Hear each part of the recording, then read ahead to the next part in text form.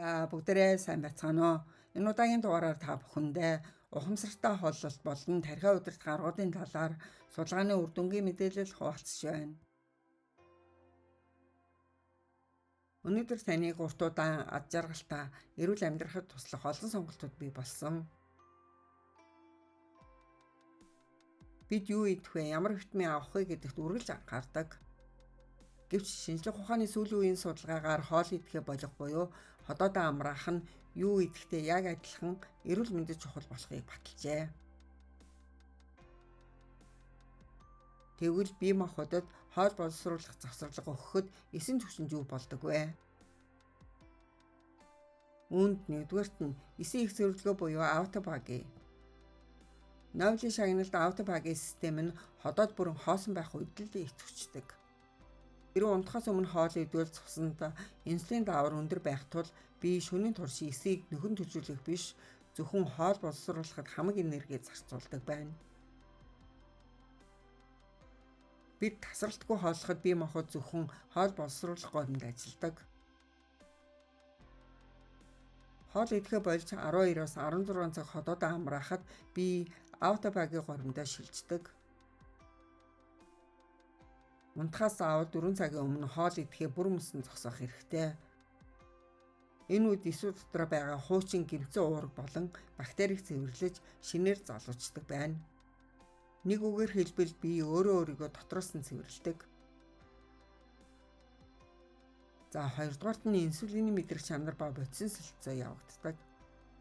Тасралтгүй юм зажилж ойр ойрхон хооллох нь цусан дахь инсулин дааврыг тасралтгүй өндөр байлгаж өөх шатах процессыг зогсоож арсны коллагеныг дотроос нь нураан өршөлтийн явцыг түргэсгдэг.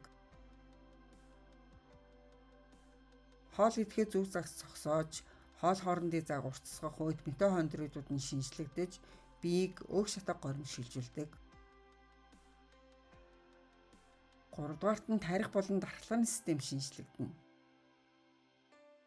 Америкийн нэгдсэн улсын үндэсний насжилтын хүрээлэн болон Өмнөд Калифорни их сургуулийн клиник судалгаагаар хоол ундаа тодорхой хугацаанд зогсоох буюу мацаг барих үед тархины үхэгдсэн эсүүд нь амьд үлдэж дархлааны систем шинэ эсүүдээр солигддог болохыг баталжээ. Хүн хоол идэхээ зогсоож бие махбод 12-аас 16 цаг өлсгөлэн байх үед илгнээс кетоин бодис ялгарч тархийг тэжиж эхэлдэг. Энэ үед тархинд BDNF гэдэг залгажуулагч уурга гормон асар ихээр ялгарч анхаарал төвлөрөл болон санах ховд дэмждэг байна. За BDNF нь тархины мэдрэлийн эсүүдийн холбоосыг шинээр үүсгэж ой санамжийг хариуцдаг гиппокампсыг томсгодог. Энэ нь тархины архыг ядаргаа манамталтыг арилгаж нас ахих үед мартамхай болох Альцгеймер өвчнөөс тархийг 100% хамгаалдаг байна. Богино хугацааны өсөлтөнд дархлааны хуучин эсүүдийг устгаж шин сэргийг эсүүд үүсгэх сэтлийг бий болгодог. Унтахаас 3-аас 5 цагийн өмнө хоол идэхээ болоорой. Бие махбодтой тодорхой хязгаар өг. Унтахаас өмнө 2 цагийн дотор хооллох нь гүн ойрыг бууруулдаг. Гүн ойр гэдэг нь эдисийн нөхөн сэргэлт, өсөлтийн даавар ялгарах, ой санамж бэхжих, өсөлтийн даавар зохицуулагддаг үе юм.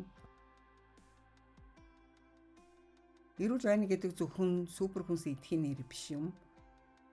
Заримдаа биед амралт өгч ходоодыг цэвэрлэх боломж олгох нь хамгийн сайн дадал юм.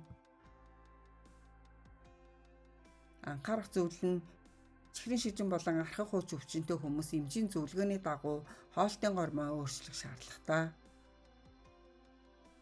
Анхааран сонссон та бүхэндээ баярлалаа.